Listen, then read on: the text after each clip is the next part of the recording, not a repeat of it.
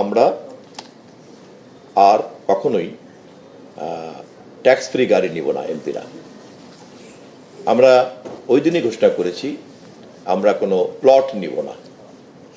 এমপিদের যে সুবিধা, সেই সুবিধা, বিশেষ সুবিধাগুলিকে আমরা বাতিল করার জন্য উদ্যোগ নেব এবং আমরা তা গ্রহণ করব না।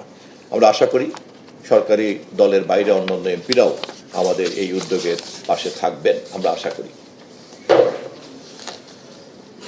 আমরা এছাড়াও সাপ্তাহিক সময়ের ব্যাপারে খেয়াল করেছেন, মাননীয় প্রধানমন্ত্রী প্রতিদিন সকাল 9টার মধ্যে অফিস করেন এবং তার সহকর্মী হিসাবে আমরা মন্ত্রী পরিষদের সদস্যরা, প্রতিমন্ত্রীবর্গ, অন্যান্য সবাই সঙ্গত কারণেই রাষ্ট্রের সমস্ত প্রধান নির্বাহী যখন অ্যাক্টিভ হয়ে যান তখন সাথে সাথে হোল সিস্টেম অ্যাক্টিভ হয়ে যায়।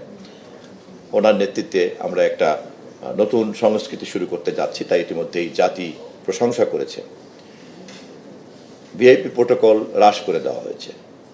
প্রধানমন্ত্রীকে ঘিরে ভিআইপি প্রোটোকলের যে বহর ছিল সেটাকে খুবই সংকুচিত করা হয়েছে, আপনারা তা জানেন। বিমানবন্দরে তাকে বিদায় জানানো অথবা তাকে অভ্যর্থনা জানানোর যে রেওয়াজ ছিল, সেখানে যে ধরনের আতিশয্য ছিল, সেখানে যে ধরনের বাড়াবাড়ি ছিল, আমরা সেটাকেও সংকুচিত করার সিদ্ধান্ত নিয়েছি। এই মুহূর্তে বিদ্যুৎ এবং জ্বালানির পরিস্থিতিটা আপনারা সবাই জানেন। সারা পৃথিবী হরমুজ প্রণালী দিয়ে যে জ্বালানি সরবরাহ হয় তার প্রভাবের প্রতিক্রিয়ার মধ্যে বাস করছে, বিশেষ করে আমাদের এই অঞ্চল।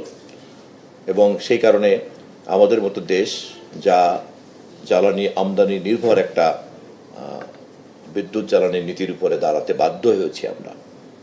বিগত সরকারের আমলে আমাদের এখানকার গ্যাস উত্তোলনের কোনো পদক্ষেপই নেওয়া হয়নি, বরঞ্চ পুরো জ্বালানি ব্যবস্থাটাকে এবং পুরো বিদ্যুৎ উৎপাদন ব্যবস্থাটাকেই আমদানি নির্ভর করে রাখা হয়েছে। যদিও আমাদের বৈদেশিক মুদ্রার অর্জন উপার্জন খুবই কম, আপনারা সকলেই সচেতন, আপনারা জানেন, জাতিও জানে।